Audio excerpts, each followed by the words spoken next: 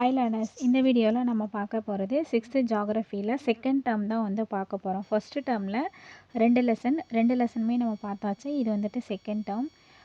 இதில் first lesson ஒரே ஒரு லெசன் மட்டும்தான். இந்த ஃபஸ்ட் லெசன் என்ன அப்படின்னா வளங்கள். இதில் மொத்தம் எவ்வளோ கேள்வி பார்க்க போகிறோம் அப்படின்னா மொத்தம் 78 ப்ளஸ் புக் பேக்கும் நம்ம வந்து இந்த வீடியோலேயே வந்து நம்ம பார்க்க போகிறோம். ஃபஸ்ட்டு கொஷின், மணலில் இருந்து பிரிக்கப்படும் தனிமம் சிலிக்கான். ரெண்டாவது, சிலிக்கானுடன் எந்த செல்களை பயன்படுத்தி ஒளி மின்னழுத்த களம் தயாரிக்கப்படுகிறது? பிவி, அதாவது ஃபோட்டோ வோல்டிக் செல். 3, மனிதனின் தேவையை நிறைவு செய்யும் எந்த ஒரு பொருளும்? பலம். 4, பொருளாதாரத்தில் முக்கிய இடத்தை வகிப்பது? பண மதிப்புள்ள வளங்கள். 5, பண மதிப்புள்ள வளங்களுக்கு எடுத்துக்காட்டு? பெட்ரோலியம். 6, எளிதில் கிடைக்கக்கூடிய வளம்? பண மதிப்பற்ற வளம். 7, பண மதிப்பற்ற வளத்திற்கு எடுத்துக்காட்டு? காற்று. பண மதிப்புள்ளதுக்கு பெட்ரோலியம், பண மதிப்பற்ற வளம் அப்படின்னா அது காற்று. 8, இது வந்து பாக்ஸில் இருக்கக்கூடிய கண்டென்ட்டு. ஒரு பொருள் எப்போது வளமானதாக மாறுகிறது? அதன் பயன்பாட்டை கண்டறிந்த பின்பு. 9, ஒரு பொருளை வளமாக மாற்றுவதற்கான காரணிகள்? காலமும் தொழில்நுட்பமும். 10, வளங்கள் எத்தனை வகைப்படும்? 3. 11, 3 வகையான வளங்கள். ஃபஸ்ட்டு இயற்கை வளங்கள், ரெண்டாவது மனிதனால் உருவாக்கப்பட்ட வளங்கள், மூணாவது மனித வளங்கள். ஸோ 3 வகையான வளங்கள் தான் இது. 12, இயற்கையில் இருந்து நேரடியாக பெறப்படும் அனைத்து வளங்களும் இயற்கை வளங்கள். 13, இயற்கை வளத்திற்கு எடுத்துக்காட்டு?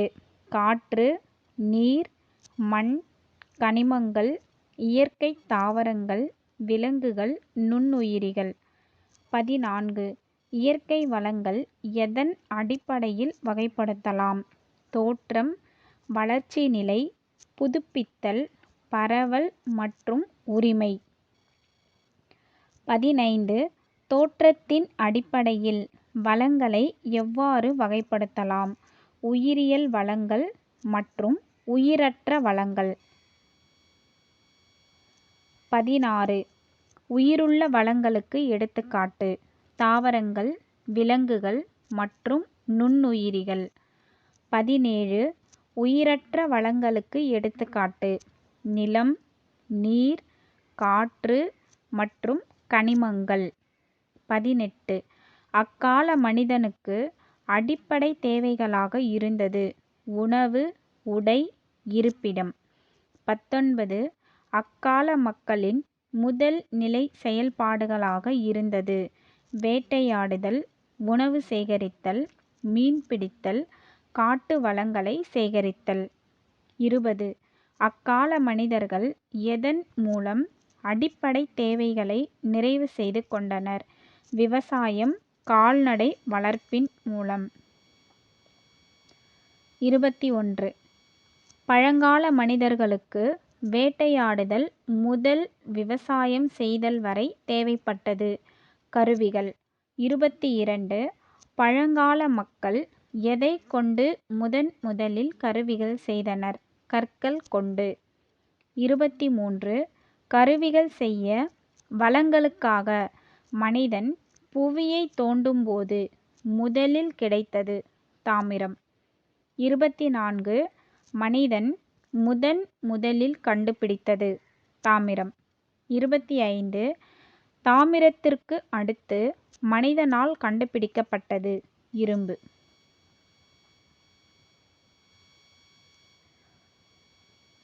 26, அனைத்து பொருளாதார செயல்பாடுகளிலும் முன்னிலை வகிப்பது? சுரங்கத் தொழில். 27, வளர்ச்சி நிலையின் அடிப்படையில் வளங்கள் எவ்வாறு பிரிக்கப்படுகிறது? கண்டறியப்பட்ட வளங்கள் மற்றும் மறைந்திருக்கும் வளங்கள். 28, கண்டறியப்பட்ட வளத்திற்கு எடுத்துக்காட்டு? நெய்வேலி பழுப்பு நிலக்கரி சுரங்கம். 29, அதிக அளவு பயன்பாட்டில் இல்லாததும் அதன் இருப்பிடம் அறியப்படாமல் இருப்பது. மறைந்திருக்கும் வளங்கள். 30. மறைந்திருக்கும் வளத்திற்கான எடுத்துக்காட்டு. வங்காள விரிகுடா மற்றும் அரபிக்கடலில் காணப்படும் கடல் ஈஸ்ட். 31. இது பாக்ஸில் இருக்கக்கூடிய டேட்டா. நிலப்பரப்பில் உள்ள ஈஸ்டை விட மிகுந்த ஆற்றல் உடையது கடல் ஈஸ்ட். 32. கடல் ஈஸ்ட் எதற்கு பயன்படுகிறது?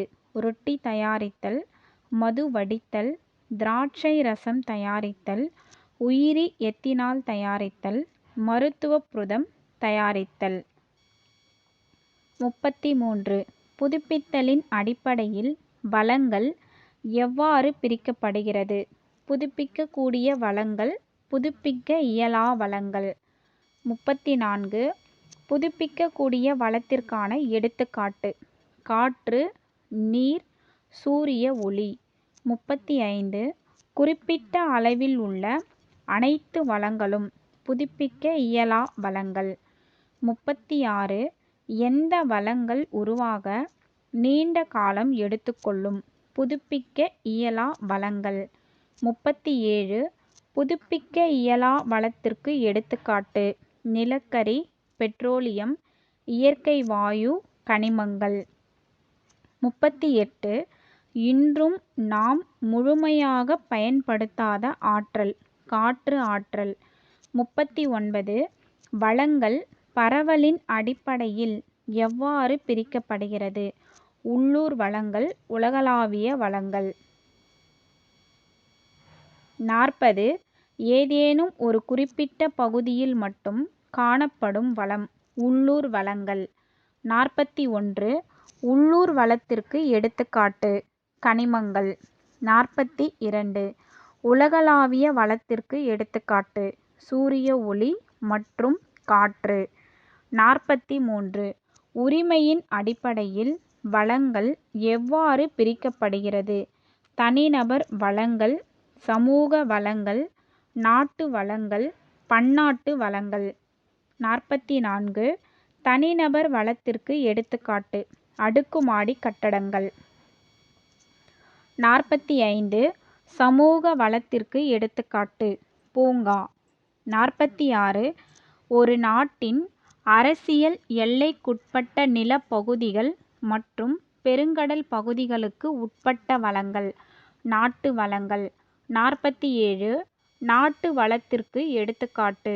இந்தியாவின் வெப்பமண்டல மழைக்காடுகள். இது பாக்ஸில் இருக்கக்கூடிய டேட்டா. 48. வெப்பமண்டல மழைக்காடுகள் எவ்வாறு அழைக்கப்படுகிறது? உலகின் பெரும் மருந்தகம். 49. வெப்பமண்டல மழைக்காடுகளில் எத்தனை சதவீதம் தாவரங்கள் மருத்துவ குணம் கொண்டது? 25% தாவரங்கள். 50. வெப்பமண்டல மழைக்காடுகளில் காணப்படும் தாவரங்களில் மருத்துவ குணம் கொண்ட தாவரம் சின்கோனா. 51. எந்த ஒரு நாட்டின் எல்லைக்கும் உட்படாத மிக பரந்த திறந்தவெளி பெருங்கடல் பகுதியில் காணப்படும் வளங்கள். பன்னாட்டு வளங்கள். 52. பன்னாட்டு வளங்கள் எவ்வாறு பயன்படுத்தப்படுகிறது?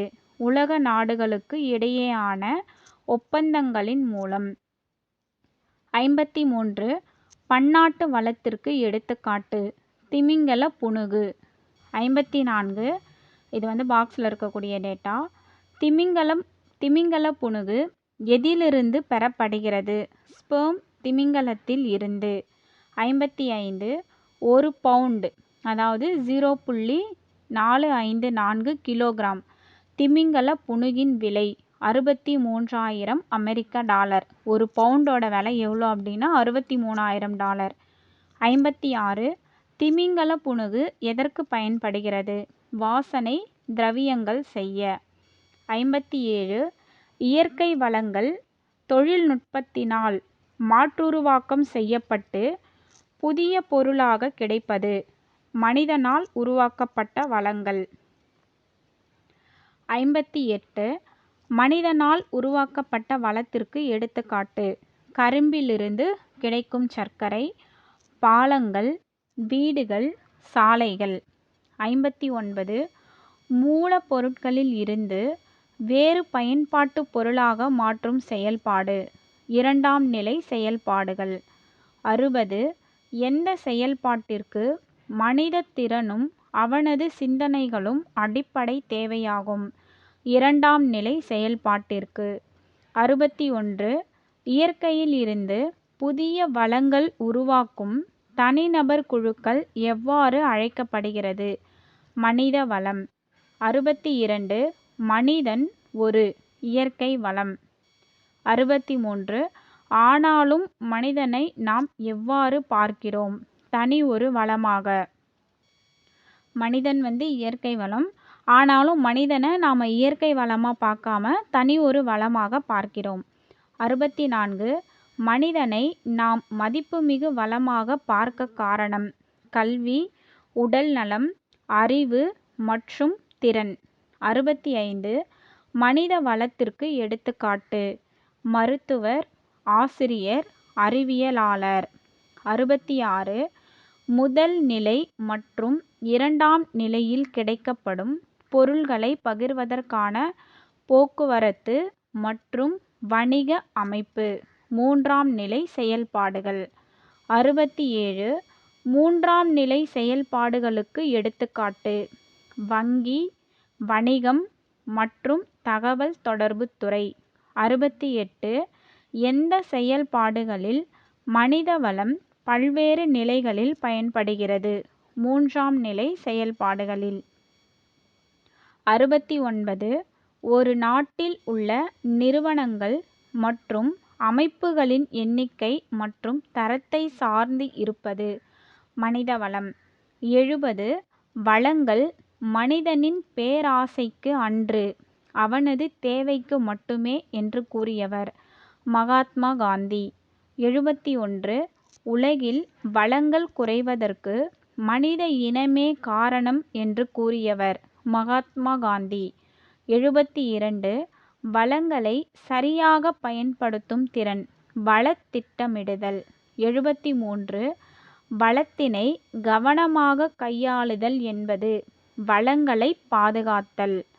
74 வளங்களின் பயன்பாடு எப்போது அதிகரிக்கிறது? மக்கள் தொகை திடீர் பெருக்கத்தினால். 75 வளங்கள் குறைந்து வரும் நிலை அதிகரிக்க காரணம். மக்கள் தொகை திடீர் பெருக்கத்தினால். 76 வருங்கால தலைமுறையினரின் தேவைகளை பாதிக்காத வண்ணம் வளர்ச்சி இருத்தல் வேண்டும்.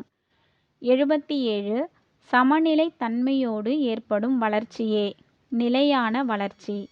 78 வளங்களை பாதுகாக்க வேண்டுமெனில் பின்பற்ற வேண்டியது குறைத்தல், மறுபயன்பாடு, மறுசுழற்சி, அதாவது 3R அப்படின்னு சொல்லுவாங்க. ஸோ 78 கேள்வி தான், அது எல்லாமே நம்ம பார்த்தாச்சு. அதுக்கப்புறம் வளத்தோட வகைகள் இது கொடுத்துருக்காங்க புக்கில், அது என்னன்னு சொல்லி பார்க்கலாம். இயற்கை வளங்கள். இயற்கை வளங்கள், அதுக்கப்புறம் மனிதனால் உருவாக்கப்பட்ட வளங்கள், அதுக்கப்புறம் மனித வளங்கள். அந்த வளங்களோட 3 வகைகள் பார்த்தோம்ல அது. இப்போ இயற்கை வளங்கள் அப்படின்னா முதல் நிலை செயல்பாடுகள். இது இதுக்கான எக்ஸாம்பிள் என்ன அப்படின்னா, இதுக்கான எக்ஸாம்பிள் வேட்டையாடுதல், அப்புறம் காடுகள். மனிதனால் உருவாக்கப்பட்ட வளங்களுக்கு இரண்டாம் நிலை செயல்பாடுகள். இயற்கை வளங்களுக்கு முதல் நிலை செயல்பாடுகள் அதுக்கு எக்ஸாம்பிள் வேட்டையாடுதல், காடுதல். மனிதனால் உருவாக்கப்பட்ட வளங்கள் இரண்டாம் நிலை செயல்பாடுகள். இதுக்கு எக்ஸாம்பிள் சர்க்கரை ஆலை, அதுக்கப்புறம் சாலை. மூன்றாவது மனித வளங்கள். இது மூன்றாம் நிலை செயல்பாடுகள். இதுக்கு எக்ஸாம்பிள் பள்ளி, அறிவியலாளர். அதுக்கப்புறம் தோற்றத்தின் அடிப்படையில் உயிரியல், அதுக்கப்புறம் உயிரற்ற வளங்கள் அப்படின்னு சொல்லி பிரிக்கிறாங்க. ஸோ உயிரியல் வளத்துக்கு எடுத்துக்காட்டு மரங்கள், இன்னொன்று உயிரற்றதுக்கு நீர். அதுக்கப்புறம் வளர்ச்சியின் அடிப்படையில் கண்டுபிடிக்கப்பட்ட வளங்கள், மறைந்திருக்கும் வளங்கள் அப்படின்னு சொல்லி பார்த்தோம். கண்டுபிடிக்கப்பட்டதுக்கு பழுப்பு, நிலக்கரி. மறைந்திருக்கும் வளத்திற்கு காற்றின் ஆற்றல்.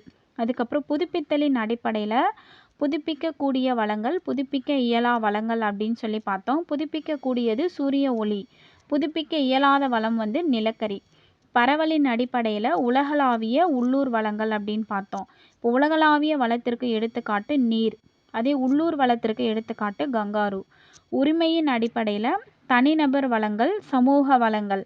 தனிநபர் வளத்திற்கு எக்ஸாம்பிள் வந்துட்டு வீடு, சமூக வளத்திற்கு எக்ஸாம்பிள் வந்துட்டு நீர்நிலை.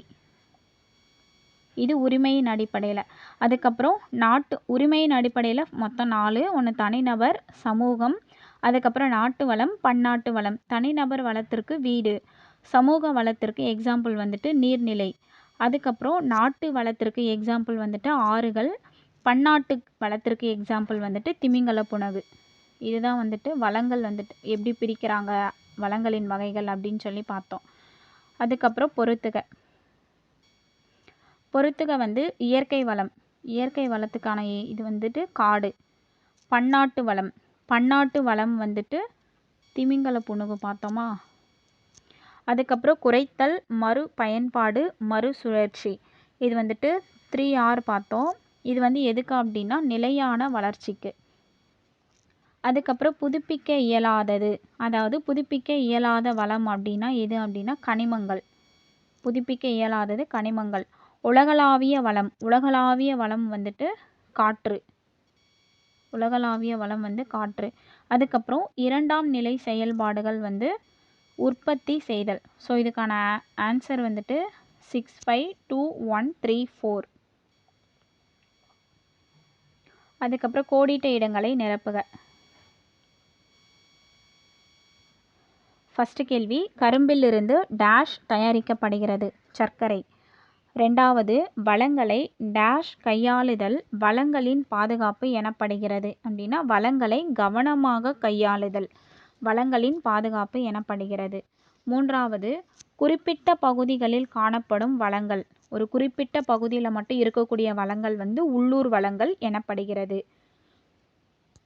4, தற்போது பயன்படுத்தப்படும் வளங்கள் டேஷ் வளங்கள் என்று அழைக்கப்படுகிறது? கண்டறியப்பட்ட வளங்கள். அப்போ தற்போது பயன்படுத்தப்படும் வளங்கள் வந்து கண்டறியப்பட்ட வளங்கள். 5, டேஷ் வளம் மிகவும் மதிப்புமிக்க வளமாகும். பண மதிப்புள்ள வளம் மிகவும் மதிப்புமிக்க வளமாகும். 6, இயற்கை வளங்களை சேகரித்தல் டேஷ் எனப்படுகிறது? இயற்கை வளங்களை சேகரித்தல் வந்து முதல் நிலை செயல்பாடு எனப்படுகிறது. ஸோ கோடிட்ட இடங்களை நிரப்புக பார்த்தாச்சு. அதுக்கப்புறம் வந்துட்டு வாக்கியமும் புரிதலும். இதில் ஃபஸ்ட்டு வந்து வாக்கியம் வந்து வெப்பமண்டல பகுதிகளில் அனல் மின்னாற்றலுக்கு பதிலாக சூரிய ஒளி ஆற்றல் ஒரு சிறந்த மாற்று ஆகும். இது வந்து வாக்கியம். புரிதல் 1 வந்து நிலக்கரியும் பெட்ரோலியமும் குறைந்து கொண்டே வருகிறது. ஓகே, இது கரெக்டு தான். ஸோ இது குறைஞ்சிட்டே வரதுனால நம்ம வெப்பமண்டல பகுதிகளில் இந்த ஆற்றலுக்கு நிலக்கரி, பெட்ரோலியம் இந்த ஆற்றலுக்கு பதிலாக ஒரு மாற்று ஆற்றலாக சூரிய ஆற்றல் வந்து பயன்படுத்தலாம் அப்படின்னு சொல்லி சொல்கிறாங்க. ஸோ புரிதல் 1 வந்து கரெக்டு. அதே மாதிரி சூரிய ஆற்றல் என்றும் குறையாது. ஓகே, இதுவும் கரெக்டு தான். அப்போது ஸ்டேட்மெண்ட் 1, 2மே கரெக்டு.